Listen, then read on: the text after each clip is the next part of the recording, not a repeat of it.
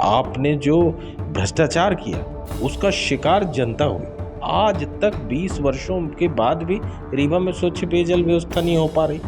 जनता ये भूल गई थी कि जनता का काम करने वाले भी जनप्रतिनिधि होते हैं।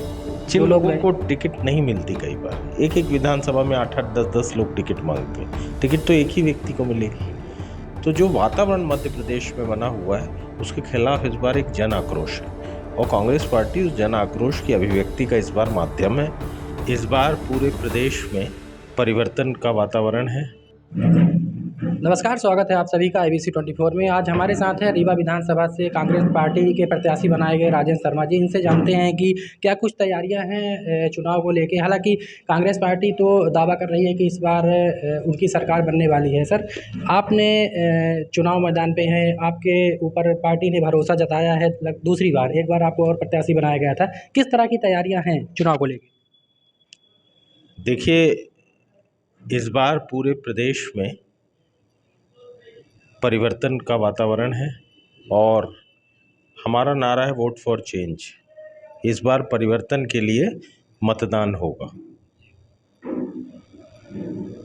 मध्य प्रदेश में ये चुनाव कांग्रेस पार्टी, भारतीय जनता पार्टी के जो सरकार है, जिसने धन बल के जोर पे जिस तरीके से लोकतंत्र में निर्वाचित सरकार को गिराया और जिस तरीके से उसके बाद उसने जनता के साथ अन्याय किया, जिस तरीके से मध्य प्रदेश में भ्रष्टाचार हुआ, घोटाले हुए, 225 से ज़्यादा घोटाले मध्य प्रदेश में बड़े स्तर के भारतीय जनता पार्टी के इन 18 सालों के दौरान हुए, 18.5 सालों के दौरान।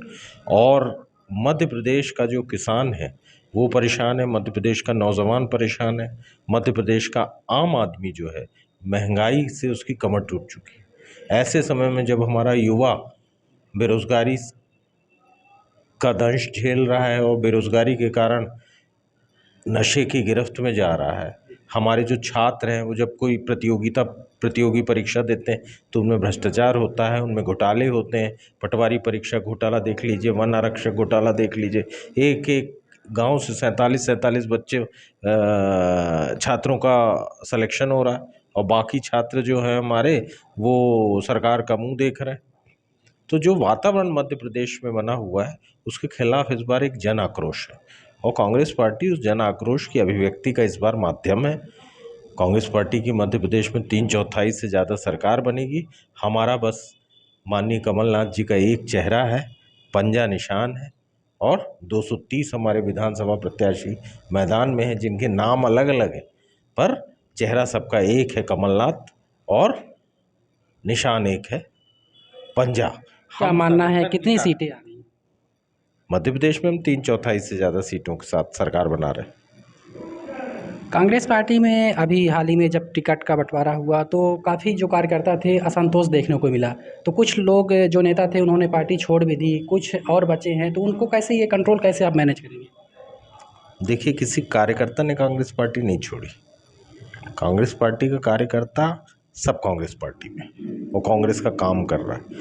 जिन लोगों को टिकट नहीं मिलती, कई बार एक विधानसभा में 8-8, 10-10 लोग टिकट मांगते हैं, टिकट तो एक ही व्यक्ति को मिलेगी। कुछ लोग असंतुष्ट होते हैं और भावावेश में इस किस्म का निर्णय ले लेते हैं। निर्णय हमारा जब भी कोई साथी हमसे बिछड़ता है तो निर्णय दुर्भाग्यपूर्ण रहता है, घटना दुर्भाग्यपूर्ण रहती है, पर इससे चुनाव परिणाम में कोई अंतर नहीं आना, क्योंकि चुनाव कोई प्रत्याशी नहीं लड़ रहा। मैंने पहले भी बोला आपसे, चुनाव कार्यकर्ता के माध्यम से मध्य प्रदेश की जनता लड़ रही है और जन आक्रोश है वो भारतीय जनता पार्टी की अन्यायपूर्ण सरकार के पीछे। हाल ही में नगर निगम का चुनाव हुआ था और लंबे समय बाद पहली बार कांग्रेस पार्टी का मेयर यहाँ पे आपके नेतृत्व में चुनाव लड़ा गया था, आप लीड कर रहे थे। इसका कितना फ़ायदा मिलेगा आपको? देखिए, क्या है, जनता को स्वाद चख लिया उसने 23 वर्षों बाद कांग्रेस का। उसने देखा कि भारतीय जनता पार्टी के जो जेबी महापौर थे वो क्या काम कर रहे थे। वो तो जेब में बड़े नेता के वास कर रहे थे और भ्रष्टाचार हो रहा था, वो आंख बंद किए हुए था। नगर निगम में मुझे लगता है जब से भारतीय जनता पार्टी की सरकार आई उसी के साथ एक सुखद घटना देश में हुई कि यूपीए की सरकार मनमोहन सिंह जी के नेतृत्व में बनी। उन 10 वर्षों में देश में ज़बरदस्त परिवर्तन आया। देश में धन की वर्षा विकास के लिए की गई और वो धन की वर्षा का एक अंश रीवा में भी आया, और जिस तरीके से उसको बर्बाद किया गया, सड़कों को बना के तोड़ के बना के खोद के जिस तरीके से नष्ट किया गया, जिस तरीके से सीवर लाइन जैसे महत्वपूर्ण प्रोजेक्टों को खराब किया गया कि आपने खोद दिया, पूरी सड़कें बर्बाद कर दी और पाइप डाले और उसके बाद ठेकेदार भाग गया, जिस तरीके का भ्रष्टाचार हुआ था उसके खिलाफ हमने वो चुनाव जीता।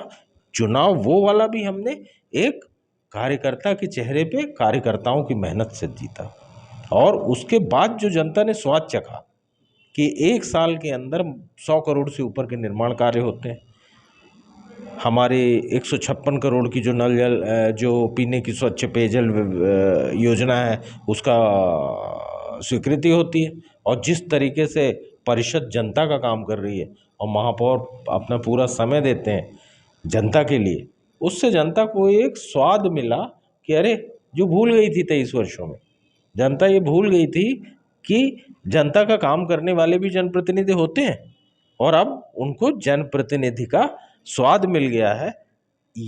इसलिए रीवा विधानसभा में भी हमको फतह मिलेगी। रीवा विधानसभा की अगर बात करें तो वो कौन से मुद्दे हैं जिन मुद्दों के साथ आप जनता के बीच में जाएंगे और उनसे वोट मांगेंगे? देखिए, विकास के नाम पे भ्रष्टाचार यहाँ सबसे बड़ा मुद्दा है। आपने विकास करके जनता का जो बहुमूल्य धन है उसको बर्बाद किया। विकास के नाम पे जिस तरीके से बंदर बांट हुई, जिस तरीके से सड़कों को तोड़ा गया बनाया गया, तोड़ा गया बनाया गया, जिस तरीके से सीवर लाइन मैंने बताया अभी, जिस तरीके से वाटर सप्लाई के जो प्रोजेक्ट हैं उसमें जिस आपने जो भ्रष्टाचार किया उसका शिकार जनता हुई। आज तक 20 वर्षों के बाद भी रीवा में स्वच्छ पेयजल व्यवस्था नहीं हो पा रही। कचड़े की आपने कचरा उठाने के लिए आपने एक कंपनी को ठेका दे दिया। वो कंपनी ने कहा कि हम इसके बदले में खाद बनाएंगे और इलेक्ट्रिसिटी प्रोडक्शन करेंगे। किसी ने पूछा कितना इलेक्ट्रिसिटी प्रोडक्शन किया, कितना काम किया उन्होंने? किसी को मालूम है? किसी को नहीं मालूम कि उसने क्या काम किया। उसको कितने वाहन लगाने थे, उसने कितने वाहन लगाए। अगर कोई प्राइवेट कंपनी को आपने ठेका दिया है तो शहर में गंदगी क्यों बजा रही?